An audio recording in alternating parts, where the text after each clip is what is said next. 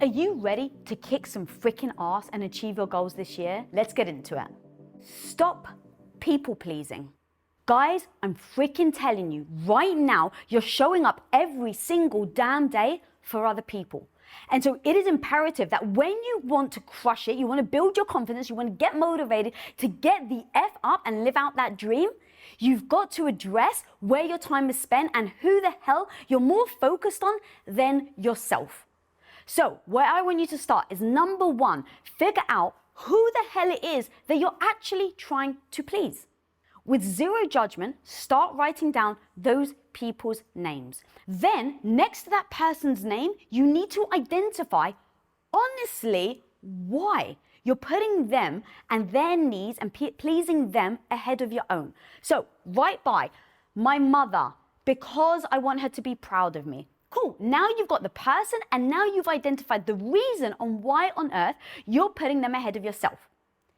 Now, sometimes in this process right now, guys, it's going to be hard to be honest. But this is where I beg of you, I freaking plead of you. You absolutely need to be so damn honest of why you are pleasing them. Because until you can actually tap into this, until you can actually identify and recognize the reason why, you're never going to be able to actually start to piece that apart and stop people pleasing so that you can focus on yourself. So even if you have to be so damn vulnerable and say something like, I want to please my partner. And the reason is that if I don't feel validated. If I don't feel good about myself. If I don't feel enough. Or here's another example. I actually know somebody who married their partner even though they didn't want to get married so that they can please his family and her family. Think about that for a second. You so want to be accepted in your family and your culture that you have said yes to something that doesn't align with who you want to be or for the rest of your freaking life. Now, we're not here to freaking judge, guys, but we absolutely are here to call ourselves on our own stuff so that we can build the confidence to then get to the goal we want. So be honest. Don't feel the shame. You may feel some shame in saying, oh my God, I can't believe even now, in my 30s, in my 40s, here I am as a woman trying to please my partner because I want to be validated. No. There's no space for you to beat yourself up over the reason why. That isn't the goal here. We just need to know so that we can start to, with no judgment, unpeel it. You have to know. You have to assess and be honest with yourself before you can stop the pleasing that gets in your way of your goal and dream. And the harsh truth about this tip is you're then going to have to face taking action. Now that means you either have to take action where you're going to tell people you're going to stop pleasing them, or you have to actually take action in making sure that you show yourself that, God damn it, you are your own priority. Now here I was in this exact situation. I was a stay-at-home wife for 8 years, putting my husband's needs and wants ahead of my own. And I had to be honest with myself that this was an act that I was doing. I had to be honest with myself that I wasn't forced to be here, that this was a choice that I had made, and here I was in this situation. So I just take ownership over it. Now the ball is in your court. You now actually have to do something about it. So here I was acknowledging that I was putting my husband first, that it was a choice that I had made. And now I realized it wasn't serving my future. I wanted to be in movies. I was the kid that freaking dreamed in London. I was getting up at 3 a.m. to watch the Oscars. I went to film school. I was so aligned on that dream. And yet here I am telling you that I ended up being a stay-at-home wife for 8 freaking years and I gave up on my dreams and my goals and I lost my confidence. How the hell did that happen? It happened because I was so focused on the validation I was getting by people pleasing and making my husband and the rest of my family happy. So you can see why I had to be honest with myself about the fact that that was a choice. I had to be honest with myself that I was the one that let my dreams die. Yes, that was a choice I made. Now, I don't beat myself up, but I do make sure I then take responsibility so that I can act. Now, what did that action look like? This is the final piece to the puzzle, guys. The final piece was me approaching my husband, who I love more than life itself, telling him that I take ownership over the fact that I find myself now not going after my goals, not going after my dream, losing all of my confidence and my self-esteem. But now I want to change it. I no longer want to put clothes out for you while I love you. I no longer want to clean for you while I love you. I now want to execute on this dream and goal that I haven't told you about. So that is how, homie, you are able to take your characteristic of people pleasing, to start identifying where it comes from, who it's with, and then how to actually handle it so that you can pivot your entire freaking life. You can stay focused on you, your needs and your wants and your life. And that, homie, is how you do it. Set boundaries. Now, I hear what you're saying. Why the hell, Lisa, are you talking about goals and motivation and confidence, and then the thing that you say is set boundaries? Well, let me explain, guys, because without this, without you actually being able to identify, know, and then act in accordance where your boundary line is, what's going to freaking happen is you're going to work hard. You're going to be doing all these tips and steps that I tell you. You're going to be listening to books. You're going to be progressing and really feeling like you've got the rhythm going. And then on that freaking last mile, you're going to burn out. You're going to absolutely freaking burn out because you haven't set boundaries with other people to make sure that you're always showing up for yourself first. Let's freaking own it. Burnout won't help you. Burnout will only set you backwards. Burnout will only delay your goals. Burnout will only slow down your freaking confidence. So the reason why it is imperative to set boundaries when you're starting to talk about how the hell you're going to live the life that you want and achieve those freaking audacious goals that you have set, you must set freaking boundaries. Now, I can only tell you the worst thing that ever happened to me came because I was terrible at setting boundaries. I let so many people dictate how I was going to show up, where I was going to show up, for how long for, that I was just available to everybody. I had zero boundaries. So every single moment of the day, I was being reactive to what people needed from me. When I freaking realized that absolutely led to my burnout. And guys, when I say burnout, I really mean, think the worst case scenario where you are so burnt out, my gut erupted. I so ignored my health. I so ignored that I was having worse and worse gut issues that it actually felt like it erupted. That held me back, and I'm still on that journey. It's been 6 years now. My hair was falling out. My nails were freaking brittle. I couldn't stand up for longer than 5 minutes at a time. Now imagine how that has a knock-on effect to your self-esteem, how you feel about yourself, the mindset that you have, your confidence. It was the worst I've ever felt. So when I say you must set boundaries so that you can show up every day, I don't just mean it's like, set boundaries. I mean, you better freaking set boundaries. Now, this means that you're going to have to create a new routine for yourself. And that's exactly what I had to do for myself. My new routine was every Saturday morning, I switched my phone off. I wasn't allowing myself to become accessible to other people, which allowed me to not be reactive to other people. And I started to demand of myself that every Saturday morning is my space to recoup, to heal. Number one, be very clear with people in your life who this is going to affect. Number two, let them know why you're setting the boundary. Number three, let them know how this is going to serve you, how it's going to serve your mindset, how it's going to serve your health, and how it's going to serve your happiness.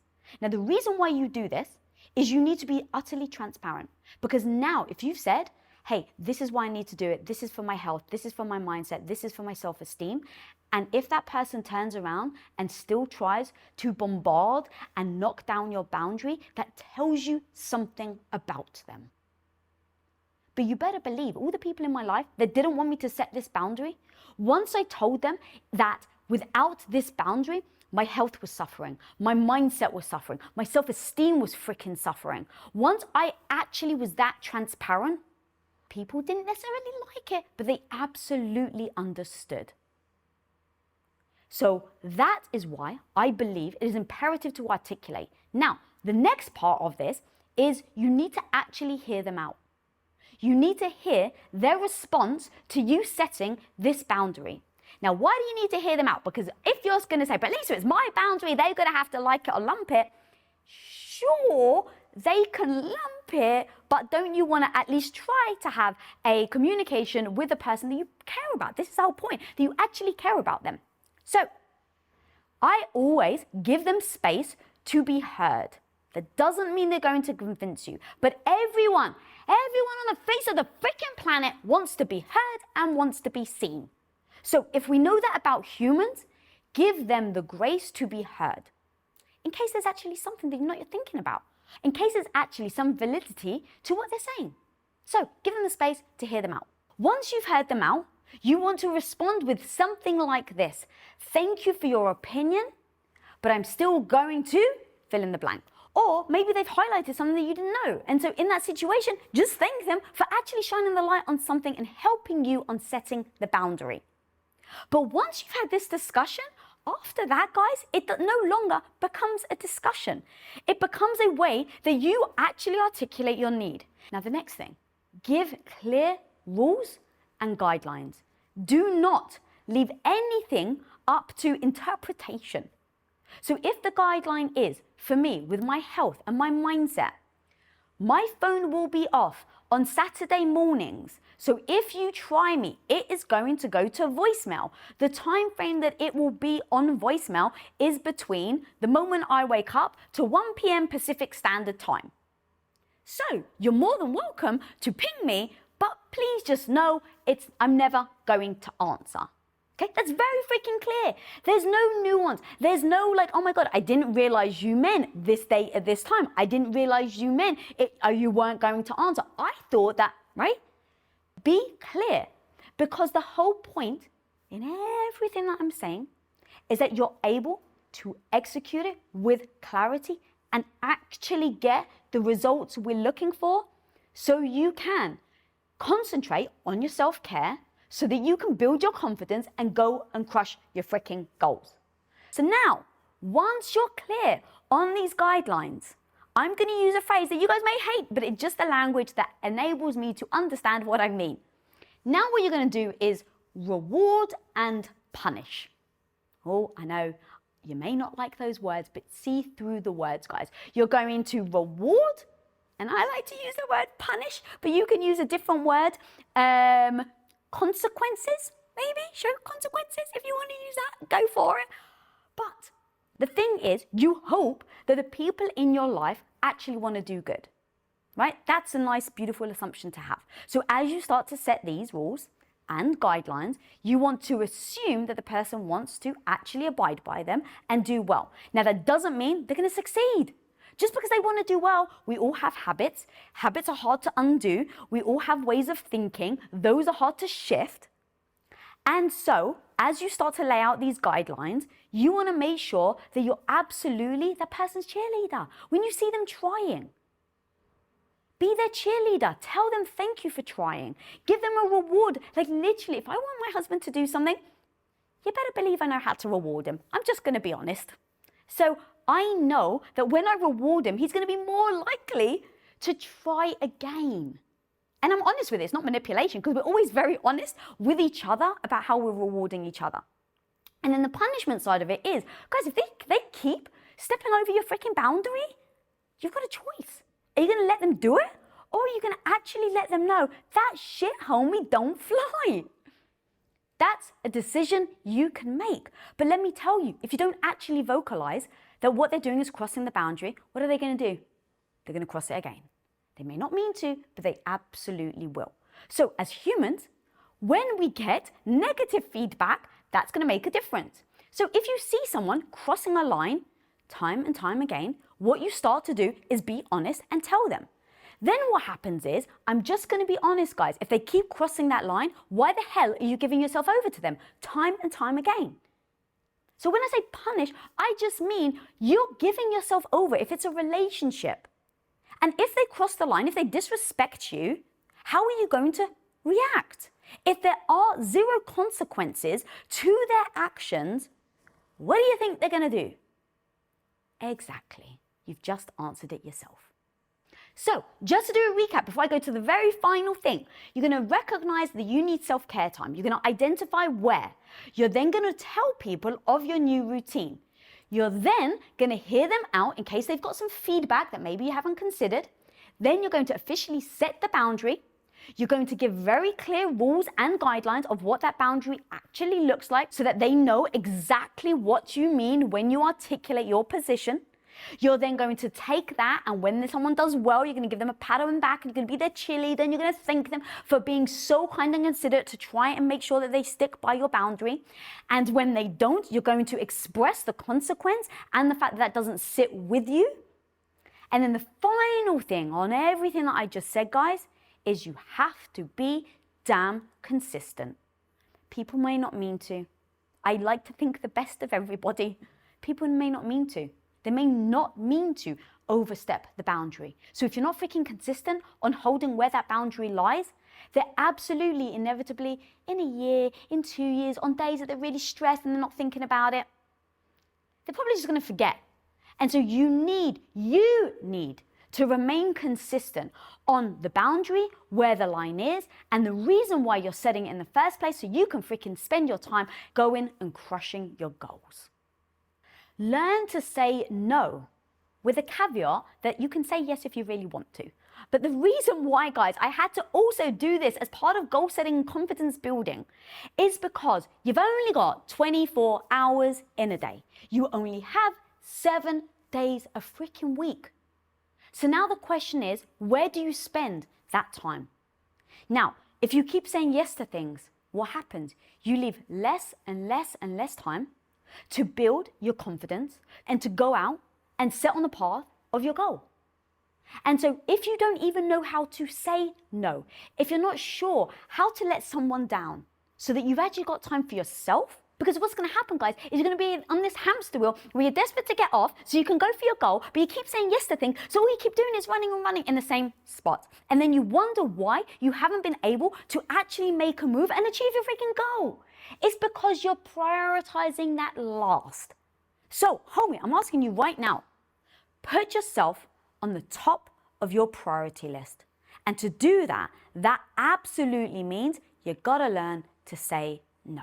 Now, how the hell do you say no? Because I get it's absolutely easy in theory.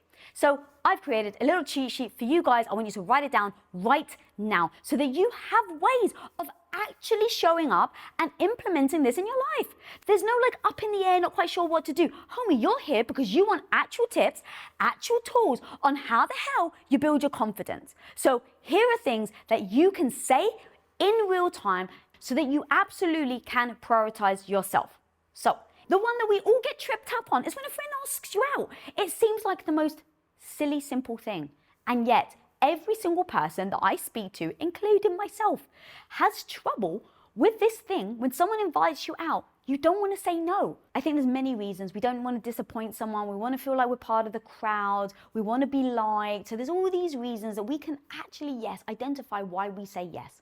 But if we know it doesn't serve us, how the hell do you let that person down without dipping into all the fears that you've just said of like, feeling left out, dismissing them, making them not feel worthy?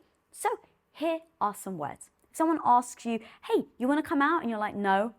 You can always do it in a polite and gracious way by saying, thank you for thinking on me, but I won't be able to make it this time. Period. You're not going to keep talking. You're not going to give them all the reasons why.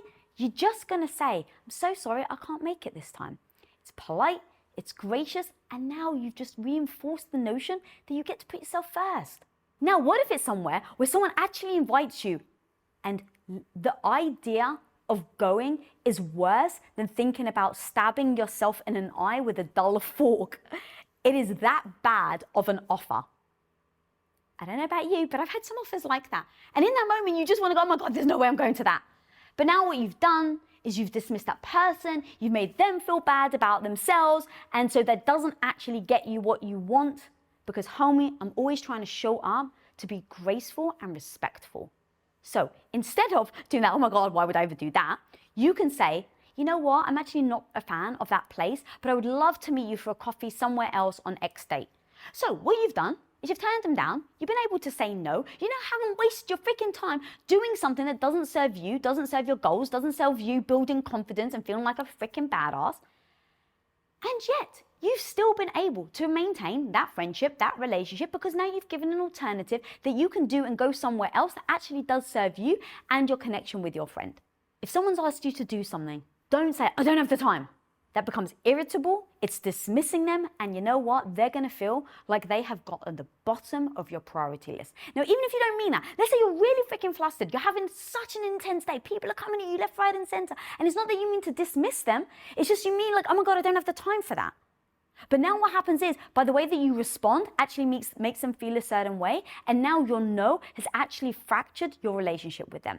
So instead of just saying, oh my God, no, I don't have the time for that, what you can say is, you know what, thank you so much, I'm actually so busy right now, and while I would absolutely love to, I just won't be able to make the time. But once my calendar opens up, I would love to talk about it again. Okay? I don't like to say the word punting, but you're kind of punting it a little so that, because hopefully you really mean it. I'm not saying punting is a lie, but like you're just being honest with them, right? You're being transparent. You're telling them why you're unable to show up. And guys, that is exactly how, by learning to say no, is how you start to free up your time, have the space for yourself, and really freaking focus on that goal that you so want to achieve this year. Don't be too sensitive. All right, guys, I put an emphasis on the two because right now, some of you may be freaking out in the comments, but like, what do you mean, Lisa? You're always talking about feeling your feels and never shut down your emotion. And like, we should always be honest. And that is 100%. But also, because I really want you to freaking achieve your goals and your dreams and to build your confidence, I cannot stand here today and bullshit you guys and only give you one part of a message. If you really need this to be a bit intense, if you really, absolutely want to achieve your goal this year and develop your confidence, you're going to have to be able to embrace two things at the same time. Absolutely address your emotions. Bottling them up will only cause for an explosion later. But how you vocalize your emotions, how you articulate where you may be sensitive is up to you. And now the reason why, guys, I'm slowing down and I'm trying not to be as aggressive is because if there's nothing else you take away from this video, this is the one that I think hopefully will blow your mind and change your life. One of the biggest fallacies is that relationships shouldn't be work. Say what? We put time, effort, and hard work into growing our careers or our business, but love should just happen? After 20 years of being married, all starts with being willing to ask and answer hard questions. I have a free downloadable PDF for you for a happy, successful, lasting love. Click the link below for free access to the most important questions you must ask your partner PDF. If you can hold two competing ideas in your mind, that you know what, you absolutely deserve to have emotions, you deserve to be able to feel those emotions, and you have every deserve and right to speak those emotions, that is absolutely true. And yet, because I want you to actually achieve your goals, there's a flip side to that.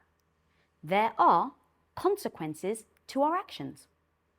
Now, whether you like it or not, let's just acknowledge there are consequences to our actions. Okay, now that I've laid all of that out, I'm going to tell you a story that hopefully changes your life. All right. So I'm doing business with somebody and they've got a big team, we've got a big team, and we're doing contracts and we're discussing things and we're discussing deal points and we're talking back and forth. And I write an email in response, and guys, you know me, right? I'm loud, I giggle, I call people homie, sweetie. That's just my personality of how I express my emotions, how I show people love, is by if I call you homie, if I call you sweetie, if I call you my girl, like all of that means something to me. It means that you're in my inner circle. And so we're writing emails back and forth. And so I'm using my personality as I normally do. And I get an email back from somebody. They took everyone else off the email chain. So they took their boss off their email chain. So they were working for this other company. They take their boss off. They take their supervisor off. They take everyone off the email and just leave me. Now, as I start to read the email, this lovely woman starts to say that I've completely offended her. That I've completely offended her. And I was like, what the, oh my God, me? What the hell did I do or say? And as I start to read her email, she's like, I'm not a dog, so don't give me a pet name. All right, let's just take this one at a time. I was like, did I call her Rover? Like, what the fuck? What did I call her? And so I quickly went to my email because I was horrified because I never, ever, I know who I am and I know my intention. I don't ever intend to offend anybody. So I go back to this email and I look and I'm like, oh my God, I called her sweetie. Holy crap, I've so offended her. This whole business discussion, deal that we're making, I've so offended her by calling her sweetie that she felt like she needed to tell me where I'd crossed the line. Now here's where the two competing ideas in your mind need to exist. I literally just spent entire like 10 minutes talking about setting boundaries, telling people no, telling people where they crossed the line. And so you better believe, I was like, holy smokes, respect that you literally were just like, yeah, this doesn't sit well with me, so please stop doing it. I was in utter awe of respect that she set this boundary. But the other side of it is, what did that message say to me? Oh crap, first of all, I'm so sorry, I didn't realize I crossed the boundary. Wow, I didn't even see this coming because sweetie means something to me. So now how someone who believes in female empowerment and literally talks about boundary setting for a living has respect, but how do you think I'm going to show up next time, the next time I write an email? Like literally put yourself in my position. You mean the most beautiful thing by calling someone sweetie, so you have every beautiful intention, and now someone literally is telling you that you've crossed a boundary, that you've offended them. And so now, because I don't want to offend them, I'm now writing this email back and I'm petrified. Every single email after that, I had to stop, I had to pause, I had to make sure, oh my God, is there anything in here that maybe now I'm triggering her? Now, as a business partner, do you think that got her and her team and her company what they wanted? Yes or no? And I'm going to be honest, the answer was no. The second, your sensitivity now has an impact on someone else's life, you need to just call it for what it is. It's fact. And so it is up to you to decide whether that sensitivity, whether you're okay, in fact, with your own sensitivity having a negative impact on your goal. Because I'm telling you guys, while it was so beautiful that she set the boundary, I'm going to be honest, she held herself back. Because why? I was so tense to now deal with her because I didn't know what I was going to say or do that may trigger her. I started to address the email to other people just in the hopes that, God forbid, in case I said something that offended her, that she wouldn't feel that I was at her because I had no intention of making her feel badly. So you can even see right now, I can't even find my freaking words. Why? Because I was so freaking tense. And that's the point. That's why I needed to actually say this right now. Guys, there's a message out there where everyone's saying, women, feel your feels, you should say everything, speak your mind. And the truth is, if you're looking at your goals, your dreams, your desires, the truth is that isn't always the case. There is going to be consequences. And I felt it was so important for me to stand here and just be honest with you guys, because I need to set you up for success.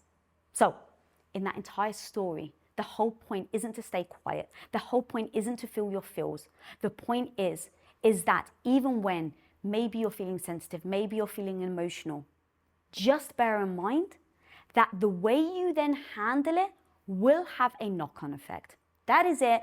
There's no good, there's no bad, there's no right, there's no wrong. It's just there will have a consequence. And I urge you to be aware of what that consequence is before you decide how to react on your emotion or your sensitivity. Raise your self-worth. Guys, let's be honest. If you don't think highly of yourself, if you don't think that you're worthy enough, if you don't actually believe that you are worth freaking fighting for, how on earth can you be an advocate for yourself? How on earth can you call your freaking shot and say, that's where I want to go, that's my goal, I need the confidence to get there? How the hell can you do that if you don't actually believe that you're worth the freaking effort in the first place? So, how on earth do you build your self-worth? Well, right now, step freaking number one is you have to identify where you're actually currently getting your self-worth from. If it's from other people, you have to immediately stop that, because that isn't in your control. Now you're leaving your own self-worth up to somebody else. But that's why it's self-worth, right? It's how do you feel? How worthy do you think you are? So by identifying where you're getting it from, allows you to then make a game plan on how on earth you're going to pivot from someone else to then looking inside yourself. So what I want you to do is examine if it's actually coming from an external source or not. Then I want you to identify one or two key things that you can do right freaking now to validate yourself.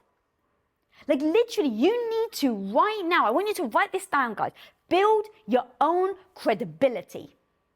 That is an easy way to say, I'm building my self-worth. When I say I'm going to do X, Y, and Z, did you actually do X, Y, and Z? If the answer is yes, then what you get to do is say, I'm the type of person that holds to my word. Now you're giving yourself credibility, then it becomes something that you can start to stack on, if you will, to really feel like I'm the person that says I'm going to do this, I then do it, I believe in myself, I feel good that when I make a promise, I stick to it. And over time, that is exactly how you build that self-worth. I was the person that said I was going to do it, and by freaking golly, I did it. Now, when we're talking about goals, I even just said, what's your freaking audacious goal? But the problem is that may take you a year. That may take you, 5 years? I don't know. But how the hell do you keep sustaining the enthusiasm towards that big goal? Because that's why you're here. You're here because you want to freaking set a goal. You want to build the confidence to get to that damn goal. And so what you need to do, you have to identify mini goals along that big audacious goal. You've got to keep consistent. You've got to keep yourself motivated. And so let's just say my goal is to run a marathon. Great. Then on day one, I'm identifying what shoes I need to wear. On day two, I'm going to research how the fastest marathon runner lives their daily lives. I'm just going to research. Now what you're doing is you've got these little incremental goals. You haven't even strapped on your bloody shoes, guys. But you've bought your shoes. You did the research. These are little mini goals that give you the way to pat yourself on the back, build your validation, build your self-worth, and your freaking stripes. Don't wait to be given the answer. Don't wait to be given the worth. Homie, you gotta freaking earn it. So, put in these mini, little, incremental goals that you know you can do to achieve, to eventually earn your freaking stripes, so that you get to the point where you absolutely bloody well believe you're worth putting in the hard work to get to that goal in the first place. Actually, this one runs right perfectly into the next one, which is stop your self-sabotaging habits. Now, the reason why this runs straight in perfectly is because right now, with let's say the marathon analogy, right now, maybe you're absolutely freaking sabotaging yourself and you don't even realize it. So maybe as you start to talk about, you really want to run the marathon, but the reason why you're not doing it is you never have the time. But what you're actually doing is you're going out late in the evenings, hanging out with your mates, having a cocktail, getting home, exhausted and hungover, you sleep through your alarm, you wake up the next morning and you're in a freaking rush to get to work. So you've told yourself, I don't have the time. But it's actually utter BS. That's like literally you are sabotaging yourself by not taking ownership and being honest about the fact that you have the time. You just choose not to prioritize this goal that you've said. So this is what I want you to do. I want you to play a game called No Bullshit, What Would It Take? So no bullshit, what would it take for me to run a marathon within the next 2 months? Whatever, right? Set your goal.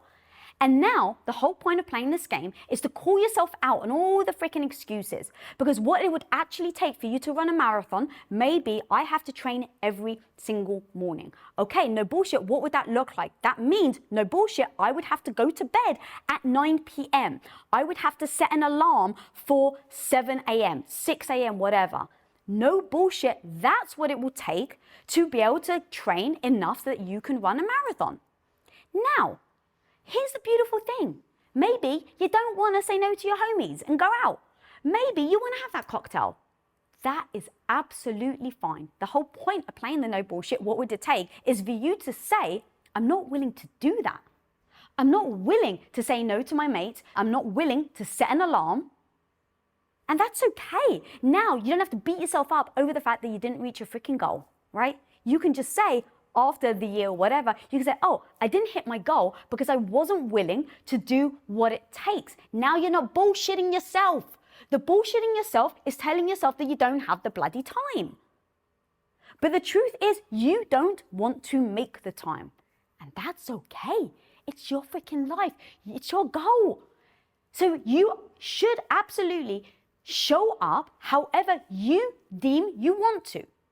But the whole point of this video, guys, is to stop bullshitting ourselves of why we haven't achieved the goal and actually implement things that we need to do to build our confidence to get to that goal.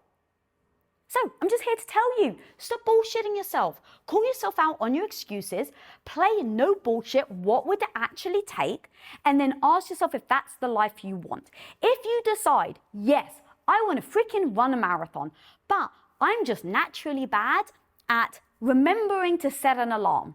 Cool. Now what you can do is when you play this no bullshit game, you're going to go, cool, I need to set an alarm so that I can wake up in the morning, but I'm really bad because I know I'm going to forget to set an alarm. Great. I'm going to write a post-it note, put it on my pillow so that before I go to bed at night, I see this post-it note on my pillow. Oh shit, I was about to forget to set an alarm. Great, thank you, post-it note. Right? Or put in your calendar for the next 3 months. Go into your calendar right freaking now and block off from 5 a.m. to 6 a.m. or whatever time you want.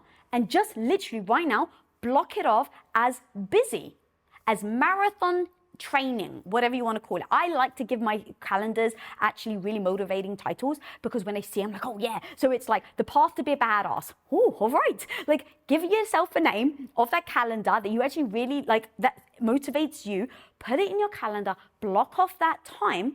Now, if you need to, set that alarm in your calendar to remind you to set an alarm. All of the things that I'm breaking down right now is to just be honest with yourself, call yourself out, be honest about where you keep getting tripped up, and then coming up with a game plan so you don't keep tripping yourself up. Because homie, literally, it would break my freaking heart that you have the tools. I've just given you an entire hour of freaking tools that you can do so that you can show up to freaking be a badass, develop your confidence, and get to your goal. But now, right now, you have to do the work. You're the one that has to call yourself out on it. You're the one that has to be honest with yourself about where you get tripped up, about your self-sabotaging habits. And you have to be the one that is willing to take that real hard freaking look at yourself and decide, because yes, it is a decision, decide that that shit ain't gonna sit well with you. Once you've decided that, now you're able, with glee in your eye, and the utmost enthusiasm to actually call yourself out on your self-sabotaging habits. If you're taking your life, your dreams, your goals absolutely freaking seriously because you actually are looking for change, guys, implement everything I've just spoken about. And if you want to go even deeper, if you want to go into freaking masterclass, this is how you actually go after that goal and achieve it. I've got a video right now that goes deep on how to actually do that. How do I set my goals, then actually keep the motivation to follow through? All right, I love this question because it's actually a two-parter. Number one, goal setting. Number two, motivation. They are completely different. And so we think that if we've set a goal, that we're instinctually going to have the motivation in order to keep them. Because when we wake up in the morning, let's say we have like this new drive. It's like, oh my God, I want to do a YouTube show. Let's just do that nice and easy. Women of Impact. I want to do a YouTube show. I'm so excited. I've set the goal. I want to hit 100,000 followers. I'm going to do that in a year. Amazing. I've got the idea. I've got the strategy. I'm on fire. And then 3 months later, shit's hitting the fan, I can't freaking get guests on, equipment is failing, the goal isn't going to help keep me going. So I actually see them as two separate entities. Number one, setting the goal. That means where do I want to be in what amount of time? That's how I do goal setting. So let's say, for instance, in 5 years, this is actually true, in 5 years, I want to be able to affect a 14-year-old girl that feels insecure about herself. Okay, that's a very clear, very articulate mission of who I want to impact and how I want to impact them. So now I go, that's a very clear goal. Okay, but that's 5 years. Try and keep motivation just by repeating that goal in your head time and time again for 5 years. You're not going to be able to do it. Why? Because when you feel like shit about yourself, guys, when shame comes in, when guilt comes in, when all these emotions come in that are, I hate to say inevitable, when you're doing a journey, when you're trying to achieve something, these are all the things that may rear their ugly heads. So the question is, how the hell do I make sure those things do not keep me from my goal? Because you've already set the goal. That has nothing to do with the motivation that's going to get you there. So separate them. Now you've said your goal, okay? I want to achieve this by this date. Now it's, what is the motivation I'm going to use as a tool on the days that I don't feel like I actually want to achieve my goal? Because it's going to happen. It doesn't matter how many times, guys, I tell myself that I'm going to affect this 14-year-old girl. It doesn't matter how many times I repeat that to myself. When shit hits the fan and I just feel shitty about myself, that reminder of what my goal is doesn't freaking help. It doesn't snap me out of this negative downward spiral that I might go into, no matter how much I really want the goal. So when it comes to feeling motivated day to day, what I do is I say, how do I collectively create a toolbox so that when those days come that I don't actually want to achieve my goal because I just feel shitty about myself, what are the things I'm going to use? Okay, motivation number one. People say it, so I don't want it to be freaking cliche or cheesy, but it's true. Have a freaking mission. Have your why. So my goal is to impact 14-year-olds, but how do I emotionally connect to it? Because it's very different from saying I have a goal to emotionally connecting and pulling me out of these holes when I have it. So I go back to, what is a 14-year-old female, having them think in a certain way, important to me? Because I remember what it was like. I remember, guys, what it was like to be 14 and going in my mum's room, tearing up photos of myself because I freaking hated my nose, being 14 and feeling shitty about myself when I had these big dreams and everyone told me that I had no right to dream like that. All these things, the little Lisa inside me, the things that I've had to overcome, I go back to and I use it as my biggest motivation so that on the days that I'm not feeling good about myself, I have my why. I go back to emotionally connecting with my why. So what I want you guys to do right now is take what goal you have and then connect emotionally to the why. What is going to pull you up and out of bed on those days that you really, really do feel shitty about yourself? I can really get behind that. I can really say, all right, Lisa, you're going to let your negative mind get in the way and demotivate you, or are you going to freaking attach yourself to that 14-year-old that doesn't feel great about herself? So that becomes now a motivation tool for me to go back to. All right, bear with me. That's just one tool. It's like the hammer. Now we want the wrench, and just in case it calls for a different skill set.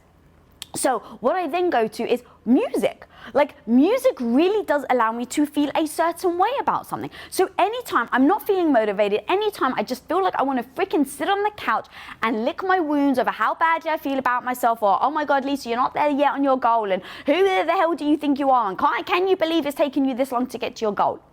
All of these negative things that get to me is what gets in the way of me achieving the goal. I go to, how do I influence myself on the opposite way? So once this starts to spiral, I go to freaking music. I play a song that gets me so freaking amped and jammed. And if I'm not feeling it, guys, I literally will start to wiggle. Like, I'll actually start to sing along, I'll start to dance. It's like, I'm a survivor, right? Like, just belt it out, put your arms, like, put your body behind it. That is another way of a tool of how I get myself motivated. So another thing is, we've all heard about affirmations, but there is a but. You cannot just freaking rely on saying an affirmation and repeating it and then expecting it to actually be so. No, like, I think that's where we go wrong with affirmations. I think that's where we go wrong with quotes and motivational tools like that, is that we just expect it to land. But you gotta freaking do the work, right? It's like, it's in front of you, but you're the one that has to actually process, that has to remind yourself of what that affirmation means to you and why on earth you're freaking saying it in the first place. So let me just give you an affirmation that I use a lot when I was starting to go on this journey. This too shall pass. This too shall pass. Now, it's been used a lot, but it's so freaking powerful. It's so freaking powerful because it, again, everything, guys, everything I ever talk about, whether it's goal setting, whether it's relationships, everything I talk about always comes back to how I feel about myself. Like, that's it. Like, whether I want to be a CEO of a company, or whether I want to be an amazing wife, or whether I want to be a good friend, or whether I want to get over my self-sabotage, it all comes back to that. Remember one time where you felt so shitty about yourself? You got it? You're holding on to it right now? Okay, great. Now how do you feel about it? You're like, it kind of still stings, but it never is like it was on that first date or when you first felt like that. And that's exactly how I feel about saying this too shall pass. It's like, while the feeling right now feels so real, it feels like I'm gonna feel like this forever. The truth is that you don't. And this is just one little signal and a reminder that in that moment that you think, oh my God, everything's falling apart and my goals are gone to shit, and who the hell do I think I am going after my goals in the first place? It's just a little disruptor that reminds me, this too shall pass. So guys, those are some actual tactical tips and takeaways that you can immediately do in order to push yourself to be motivated, to go and crush your freaking goals, even when, especially when, you don't feel motivated to do it. I'm ready for a complete overhaul, career, personal relationships, and in my spiritual journey. I feel like those should be interconnected in my life, but they are not. How does one undertake a complete life transformation? Ooh, how long can I make this video? Okay, here's the thing. Even just that question is so freaking overwhelming. Like, it's overwhelming for me to read it and then have to answer. So the first thing I actually think is, try not to put everything all on your plate all at once, because I can only freaking imagine if it was overwhelming for me to read it and now have to answer it, how it felt for you to actually process that. Now, I don't want to negate how freaking beautiful and amazing it is that you've looked at your life and identified what things actually need to be transformed. That's so amazing, the fact that you've come to this realization. The amount of people that will live their entire lives and believe, or at least try to blind themselves to the fact of these things in their lives, that, oh no, they're fine, oh no, it's great. So I want to applaud you in the fact that you've recognized that all of these things in your life don't suit the life that you actually want, and now you're looking to transform. So now that you've identified, which I just said that I love, all these different areas that you need improving, now I am so goal-oriented, guys. Everything has to go in order of priority. And here's the thing, the amount of times, oh my God, the amount of times when I say this to my team, they're like, yeah, but everything's a priority. No, I understand. I may go, oh my God, this is a priority, this is a priority. But ultimately, we all need to know when something comes into conflict, when things actually come head to head, which one are you going to choose? You can only put one on top and one a second. Make it freaking binary so that you know which one is the most important to you right now. Because if you're trying to freaking juggle the career and the personal and the relationships, and oh my God, I'm going to freaking drop all the balls. So I don't know about you, but at least I look at it and go, I am setting myself up for dropping all of these balls, because I'm unable to juggle everything at the same time. And I think that's beautiful. I think that's the most amazing realization. And now everything goes into order of priority. So for me, I have different types of priorities because my hours on a day-to-day actually go into my career way more than they do go into my relationship. Like from Monday to Friday, every single hour that I'm awake and my husband's awake, we are business partners. Now that's a life that we've chosen. So when I go to hours spent, I have decided I spend it more in my career than on my relationship.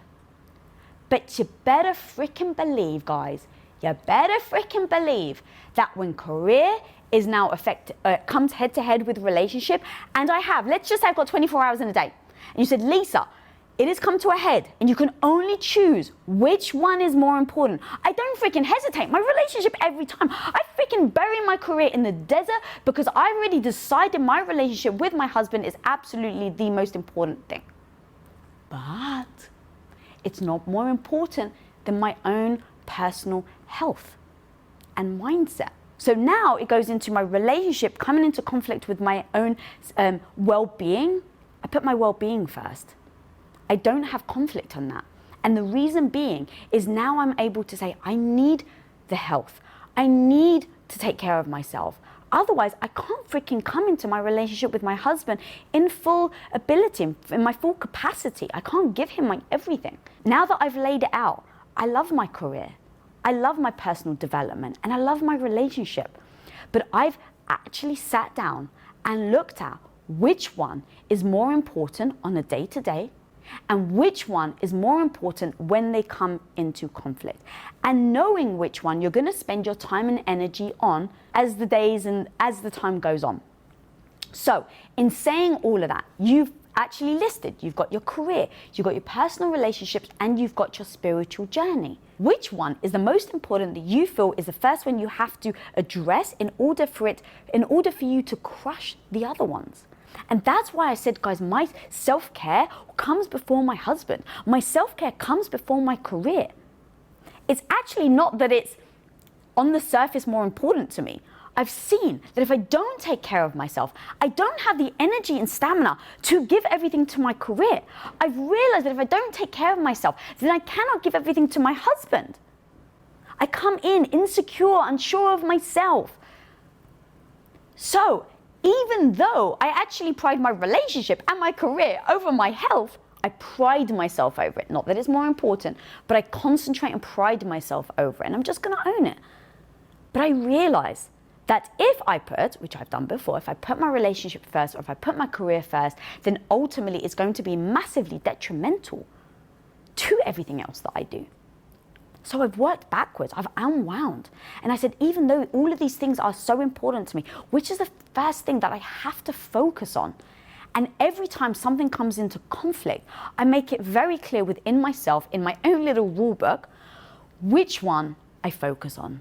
Because then it starts to take care of all the other things that you want to transform. But start there. Start with a list of priorities, what you're going to do first, and then come up with a game plan of what that actually looks like. So that is exactly how you start on one. You start on one aspect of your life in transforming that. And over time, you will actually start to see it already starts to interconnect with the other parts of your life. So let's say you start to do your spiritual journey. Once you feel very secure that you've really gotten what you're looking for out of it, and then let's say your next thing that you have made as an important part of your life is relationships, you will actually see that the fact that you concentrated and focused on that spiritual journey, you're now able to bring that over into your relationship, and it automatically, by definition, becomes intertwined. How do you set actionable goals, and should it be written in a way that helps you take actionable steps and get things accomplished? Oh my God, okay. Goal setting is such an important thing. How you do it and how you approach it may be slightly individualized, but let me tell you exactly how I process things. I'm going to take my book. My goal is to impact 14-year-old girls not feel badly about themselves like I've done and not have to spend the next 20 years unwinding the negative feelings they have about themselves like I've had to do. Okay, now you have that goal.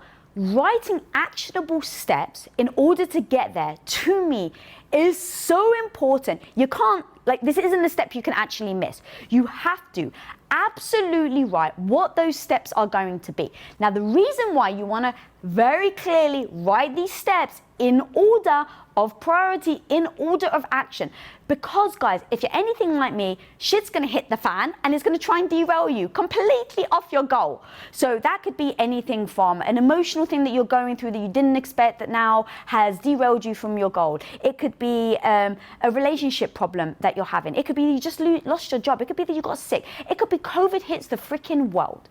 No matter what it is, something is going to come in and try and derail you from that goal. So having these steps allows me to get out of my emotions, because I can get swept away. I can get so freaking swept away with my emotions. But having an actionable goal in order allows me to say, Lisa, emotions doesn't matter. Like, my emotions don't matter in this situation. Are you doing this? Yes or no? I don't give a shit if you feel like it or not. Lisa, the truth is, I need a blueprint to follow. And so goals in order of priority to me are absolutely imperative. All right, so now you start to write down your goals, start to backtrack. And here's the thing, you also want to write, it's kind of like the start line and the finish line, right, in a race. So you're on the starting line. Where are you right now? Be freaking honest. Be honest about where you actually are right now. So let me just take a YouTube channel. All right, Lisa, let's just say I want to start a show. I want to call the YouTube channel Women of Impact. Okay, I've got my goal. I want to create a show called Women of Impact. I want to have 100,000 subscribers within the first year. Cool, got it, got my metrics, got my goal. Where am I starting from? All right, Lisa, I know cameras. I've worked behind the scenes. I produced many, many shows. I built this whole studio. I built a Question Nutrition studio. So I know freaking content. So I come in and I'm like, okay, I know content. I don't freaking have a clue how to step in front of the camera. I don't have a clue how to be a host. I don't have a clue. No, how the hell do I step in front of a camera like this and not just be completely paralyzed by the fact that a lens is staring at me? How the hell do I not get caught up in all of that? I just embrace where my starting line is. I just say, Lisa, no, you don't know. All right, but that's okay. I've got my starting line. I've never stepped in front of the camera before. I've got my finishing line. I want a YouTube channel that has 100,000 subscribers. Now, there's a big freaking gap between where I am and where I want to go. And so now I lay out the goals. All right, Lisa, step number 1. In order to get to the 100,000 subscribers within a year, what's the first thing? I have to step in front of the bloody camera. Like, literally, that is the first thing I must do, because there's no way I can do a YouTube channel if I'm too afraid to step in front of the camera in the first place. So that goes my first step, step in front of the camera. Now notice, guys, I don't even say publish the video. I just say step in front of the camera, because it depends where you are. If you're a newbie and you've never tried anything before, don't even freaking pressure yourself on having to release the video. Just start with step in front of the camera. Then your next goal, as it goes in progress. Next goal is you press record. Maybe you didn't even press record, you just wanted to stand in front of the camera and see how it felt. Maybe you wanted to get comfortable. Okay, so press record. Then the next step, I'm gonna show my friend. I'm just gonna show one person. Then the next time, I'm gonna watch this 3 times and sit there and watch it 3 times and love myself, but be honest about what I'm bad at. All right, that's gonna be my next step. Then I'm going to publish it and I'm gonna see what people say, right? Like, it becomes stepping stones. Why?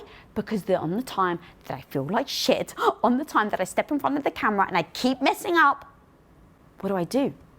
Do I literally switch the camera off and never freaking step in front of it again, which is a possibility? I have the option. Or do I go back to my cheat sheet? Do I go back to my goal settings? Do I go back to the thing that I've put in order and look at what that next thing is and say, Lisa, while you feel like this, you still got a blueprint and a cheat sheet that you promised yourself you're going to keep going through. So the next time I step in front of the camera and I still feel awkward, I go, all right, you feel freaking awkward, but what did I say I was going to do? Okay, I said I was going to record. Okay, I'm going to record. Even though I feel awkward, I'm still going to record. So hopefully that gives you a little insight on how to take a freaking big audacious goal. Make sure that you're very honest about where you are, not to feel badly, but just so that you can assess what the steps are you're going to have to take. and then write them down. And then promise yourself, guys, that you're going to live in accordance to that. And that way, when something else comes on your plate, when someone else comes with maybe an incredible offer, maybe someone comes with a new dazzling shiny toy that you're like, oh, maybe I don't do this YouTube thing, maybe I do this over here. What's your freaking goal? Has your goal changed? Cool. Then you need to start a new plan. You need to actually say, I have decided that this goal no longer applies to the thing that I want in life, and now I'm going to pivot. But you have to actually consciously decide. You have to consciously tell yourself that you've written out the goal, that you've given it a shot, and that now your goal doesn't align with who you are. But don't freaking fool yourself. I see this all the freaking time. People change their path because of the difficulty it is to get to the goal, not because they don't want the goal itself. So I literally will write what the goal is, and I'll just keep assessing, is the goal still aligned with what I want? If yes, I just keep going with my game plan. I don't try and persuade myself. I don't try and tell myself it's difficult. I don't try and tell myself, well, Lisa, you shouldn't do it. I've already decided, I've already written out the game plan, and now I've promised myself I'm going to go in accordance. So, just because you've got a goal doesn't mean it always has to be your goal. But make sure that if you say, this goal is no longer mine, that you're doing it because the goal in and of itself you no longer want. Not because the freaking path to your goal is too difficult. If you are setting a goal, it won't be easy. If you are setting a goal, you will fall on your freaking face. And I say that with so much love, but you will. And now all you have to say is this the goal I'm willing to fall on my face for? What up, homie? I got something free and new to share with you right now. How often are you visited by that negative voice in your head telling you that you're not smart enough, that you're not good enough, experienced enough, not fill in the blank? One of the most powerful things you can learn to do in life is to turn that negative voice into your bestie. And I want to teach you how to do that and so much more in my 4 steps to becoming confident workshop. And guys, the most amazing thing is you can actually register for completely free for this workshop. So click the link on your screen and I'll see you on the inside. How in the world do you find the time to do all you do? Between your show, reading your guest books, having a successful marriage, your drawing, and I'm sure several other side projects you have going on. How do you manage? I'm a highly sensitive person, and time management is one of the things that I find overwhelms me. Any tips you can share? Thank you so much for this question, because here's the thing, it's an ever-growing process. What I do now, I am actually trying to improve for next week, next month, next year, and next year I'll have a better process, and the year after that I'll have a better process. So everything I'm saying now is just in real time what I do now, and this is the feedback actually that I can give you immediately, is that everything that you say or everything that you do is going to be a process. So as you start to acknowledge what are the things in your life that are important, that it will be a process. It's never going to be one and done. You're never going to be like, oh my God, I watched Lisa's video and I got this shit down. I'm done. It's never going to happen. That's the truth. So I allow myself the grace to say, Lisa, there are going to come times where you're not going to be able to juggle everything. There's going to be times where you let yourself down. Let that sink in for a second. There's going to be times, and I've given myself grace to say, Lisa, there's going to be times you're going to let yourself down. Because even though you've decided these are the things that you love to do, there are going to be some times that you don't actually act in accordance and you don't show up for the things that you've said. Okay, that's important for me to actually say to myself. Why? Because I always pride myself on growth and I'm never going to have everything down pat. So hopefully using that little tool can actually help you approach this in the most beautiful way, because you said that you're very sensitive. So I'm trying to eliminate the emotion behind having to decide and work on these things. So that's the first thing. That helped me eliminate the sensitivity for beating myself up over the fact that I can't do everything all at once. All right. Now, I want to think that I'm Wonder Woman. I want to think that I have so many superpowers that I can handle any shit that comes my way. I really wish I could do everything that Wonder Woman could do. But the truth is, guys, I can't. And so my superpower now is recognizing that I can't. And I go back to which one takes priority. Guys, I know that I'm freaking beating that to death in this episode, but let me freaking tell you, if you take nothing else away from this episode, it has to be that. No matter what, every time you try and convince yourself, but these have equal importance. No, they freaking don't. No, they don't. I'm going to be really dramatic because they really freaking don't, guys. You have to decide which one takes priority, and it's never a one and done. It's never written in freaking stone and you leave it. I do this on a weekly basis. So let's take, for instance, I had a strategy. I have my show, I had a pattern, I had a way that I do it, I have a way of prepping for it. I always schedule my time before, the day before, I have like 5 hours, and then the morning of, I have, let's say, depending on what time they start, I have like another 3 or 4 hours. So I know I'm roughly putting in around 8 to 9 hours, depending on the guest, prep, just for an episode. That was my schedule. That was how I did it. Everything else came after that. I had it very neatly done. I knew when I was shooting. I knew when I was prepping. And then Fridays and Saturdays and Sundays were my time with my hubby for my marriage. All right, well, things fucking change. COVID happens. I then get approached to write a book. So all these things, your life will change, your priorities will change, but all these things started to happen.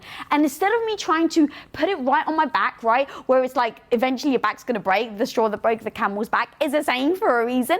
It's like I started to realize in my growth mindset, in the things that I've been doing over these last 10 years, I just freaking call a spade a spade. And I just said to myself, instead of trying to pride myself on being able to carry everything, I just said, Lisa, you can only carry 100 pounds on your back. Let's just say. The second someone puts 101 pounds, you're gonna freaking break. Great, now I know that. Now I know where my bandwidth is, and not to feel badly about it, but just to know, oh, okay, this is the extra pound. This pound now is a big waving flag. The waving flag is telling me, Lisa, you must adjust and reassess your schedule and how you approach things because something else has happened. So, identify the flags of where you may be overwhelmed. I've gotten to know myself enough to know how much I can handle. And so I've now gotten to the point where I can process something. So, perfect example, let's take my book. So I had my show, I have my marriage with my husband, I was drawing on the weekends, and now this book offer came in. And so while that felt great, it totally stroked my ego.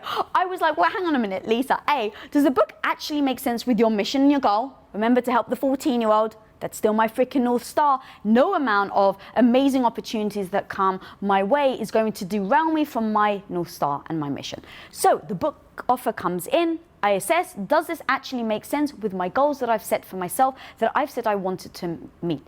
Yes, it does. Because it talks about everything that I've had to battle in my childhood, in my teen years, all the negativity, self-sabotage, negative voice, all of that good stuff. The book covers all of that. So it absolutely aligns with my goal. And now I go, okay, this absolutely aligns with my goal. So now I look at the book and I say, where does the book fit in with everything else I have on my plate? Okay, as a leader in my company, I always want to make sure that I'm there for my team. But I really freaking believe in my team, and I freaking believe that they're amazing. Now look, everyone's going to fail, so it's not like I think that they're amazing and never going to fail, but the rule we have in impact theory is you can dent the car, you just can't total it. So I have the book, I realize it aligns with my mission, and now what I do is I put that, like I said before, in order of priority. Now how do I do that? I just think, where are my hours best spent? No ego, just where are my hours actually best spent? Well, I've got a freaking amazing team. So I know that I don't actually have to be with the team every single week, that I can trust and set them up for success to be able to handle their shit and know that they're going to probably going to dent the car a few times, but they're not going to wreck it. And so I go, okay, well, what's more important? Making sure that I'm always there, making sure that they don't dent the car, that this is the priority on my book. Okay, well, my book, easy. So I was able to then take my schedule and rearrange. Guys, you only freaking have 24 hours in a day. There's only 7 days a week. Period. And so I know there is no way I can just squeeze this in. I know that I have to actually take the hours that I'm spending and reallocate them into the things that I'm doing. So what I ended up doing is when I took the book on, I did it in stages. I set myself up for success. And I said, okay, for the first 6 months, I can spend 8 hours on it a week. But then it gets more intense. Then it gets more time that I need to spend on it. So what I did is right from the beginning, I sat with my team and said, guys, my book's going to be deadline is gonna be this day. I'm not gonna be available for 2 weeks before that. Then a month before that, I'm only gonna be available for 5 hours a day. And I literally wrote out a schedule of how my time is going to be changed with my team, with being on the show, little by little. Now here's another one for you guys. It's having to make the hard freaking choices. And sometimes you're not gonna like the choices you make, but everything goes to, do you actually want that end goal or not? So the choice being, I used to do intros, I'm just gonna say, I used to do these epic intros for the guest. It brings my heart so much joy, and it gives me time to really embody the guest. But here's the thing, YouTube fucking data doesn't care. Like, it literally doesn't make a difference to an episode that you guys see, whether it succeeds or not. Me writing these intros actually doesn't make a difference. You guys still see the videos. The videos are still impacting you. So now I go, these 2 hours, it actually took me 2 hours, these 2 hours that I'm spending on each guest, is that actually worth my time now? Does it actually push me towards my goals? Does it actually help? And the truth was, while I liked them, it didn't. I was still creating impact. The videos are still performing. So now I realized I was holding on to it for my own sake. Once I can break shit down, guys, take what I'm saying, apply it to you, but break it down to be that succinct, that understanding. You know exactly why you're making the decision. Then you can take off the rose-colored goggles so that you can actually then see where your time is spent and if it actually aligns with the most importance. So I look at everything I do and I go, I've only got 24 hours a day. I've only got 7 days a week. How much hours and time do I actually want to dedicate to these things that I have claimed are important in my life? So my marriage. I don't hang out with my husband during the week. I hang out with my business partner. In fact, we don't even hang out, we have meetings. But I still have a wonderful marriage. But that's a marriage that I have decided is going to have that amount of hours and time and attention spent on it. And the last thing I'm going to say is, guys, is break every preconceived notion of how you do things. Let me repeat that. Break every preconceived notion of how you do things. So I had a whole way. I had a way of doing my intros. I had a way of prepping for a guest. I had a way of reading the book. I would schedule the time. But now I literally don't have enough hours because I know there's only 24 and I need my sleep. I'm not cutting my sleep. That's just one more thing to add. I've made a claim. Lisa does not set alarms. Why? Because I need to show up in my full freaking force. And I know myself well enough. If I'm freaking tired, I'm not going to. So I've made it a blanket statement. I do not set alarms. So that's another thing. But in taking the hours that I'm awake and breaking those down, I really do go into how do I break the preconceived notion that I'm under right now, that I sit down and read a guest book. Let's just take this as an example. Because I had to wait. And I was like, this works for me. Well, fuck, how? I was like, oh, break everything that you think. All right, well, I have to read a book. All right, is there an Audible version? Nope. Oh, well, shit, I've just heard about this thing called Speechify, that you can actually upload a PDF to it, and now I can listen to it. Amazing. Okay, but how do I use now Audible as a PDF? How do I use that in prepping for a guest? Okay, what I can do is actually, while I cook dinner, to be honest, I actually don't need to focus or concentrate. So I'm gonna blend cooking dinner and prepping for my guests at the same time. So now I've just taken something that may take me 30 minutes over here and an hour over here, and now I've put them together. Okay, what else can I do? I shower. Guys, I actually shower. Well, listen to the guest book. Look, I have like one of those. I have a shower cap and I put it over my headphones, and I literally, whether it's a podcast interview of the guest or whether it's a book that I'm listening to, I have now figured out a way to do it while I'm in the shower, because I was like, well, I have to shower and I still have to prep for the guest. So I just think outside the box. So when I say things like this, there are ways to do it. But I'm going to recap everything I just said. In order to do that, you have to know what is important to you. You have to know what order of priority. You have to break all preconceived notions of how you approach it. And then, guys, you have to make sure this is not freaking set in stone. That maybe each week, I do it each week, but it's up to you. Each week, you actually assess what is more important. Because let me freaking tell you, when I don't feel connected to my husband, the very first thing I say is, we're going to take half a day off or whatever. We actually don't take half a day off, but I make them ones where I'm like, we're going to stop work early and we're going to go and have dinner together. Like, I just freaking make those demands demands, because ultimately I know that when it comes to it, what takes priority, what needs more attention right now, and what helps feed in to the bigger goal, and that goal being living the life that I freaking want. How do I follow through on the promise to change and achieve my goal without falling back? Well, I don't know if this helps, but the great news is you will fall back. And I actually say things like that, guys, on purpose, because I want to set myself up for success. Like, that's ultimately what I always go down to. I have a goal, I have this thing that I really want to achieve, but how the hell do I set myself up for success? Like, actually build the foundation to get me where I want to go. And the first thing that I can say when I read this is you're not setting yourself up for success because you think that by falling backwards may be a failure. And to be honest, it is part of the freaking process. If you keep falling, that should be the freaking indication that you're keeping a promise to yourself, because you promised yourself that you would change. Failure is a part of that change, guys. So the fact that you are failing can be a beautiful indication that you are making the moves to change in the first place.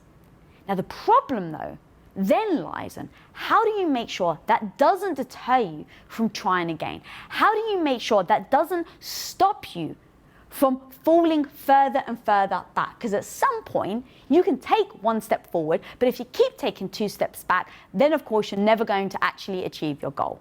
So I would say start with reframing the freaking question to say, when I fall back, because I'm changing, words matter. So when I fall back, because I'm changing, how do I make sure that I get back up? Awesome. Now you've acknowledged that you will fall. You're giving yourself a freaking pat on the back that the falling is actually the indication that you're trying and changing. And now, even just saying that allows you to feel good about yourself, that you made a promise that you're going to change, and that even though you've taken steps back, you haven't stopped on your promise. That's beautiful. And don't ever, ever ignore that part of it. And that is now where you start to actually write down the goal, the steps, and then have that blueprint so that when you fall, you can get back up by using the blueprint as your instruction manual. How do you achieve your goals without support when you don't have family and friends? All right, what I actually find super freaking interesting about this question is the fact that I actually started off with the opposite. I had a loving husband, and so I was like, I've got this support. Every time I fall, he's there to catch me. My mum, like all of these people in my life that were amazing, that will have my back anytime. Now, the problem was I relied on them. The problem was I used them as my crutch. The problem was I was turning to them to actually be my hero. And the truth was, guys, that mentality, that way of actually handling it, ended up setting me up for disaster. And I'm going to share a little story, personal story with you of how I came to this conclusion. I really hope you feel the weight of this. So it was in the middle of my worst freaking health issues that I've had. I had massive gut intestinal pain. I've been battling that for around 5 years now. And when it first happened, it got to the point many times, one very specific occasion, where I was in the middle of a photo shoot and I started to get a cramp. So I just excused myself. I went upstairs and I honestly, guys, I like fell on the floor and I could barely breathe. I was like holding my stomach and I was like, oh crap, I need my husband to help me. Like, I'm in the middle of a photo shoot. I cannot get up off the floor. I'm in absolute gastrointestinal pain and agony. And I was like, I need my husband. So I picked up my phone and I called him.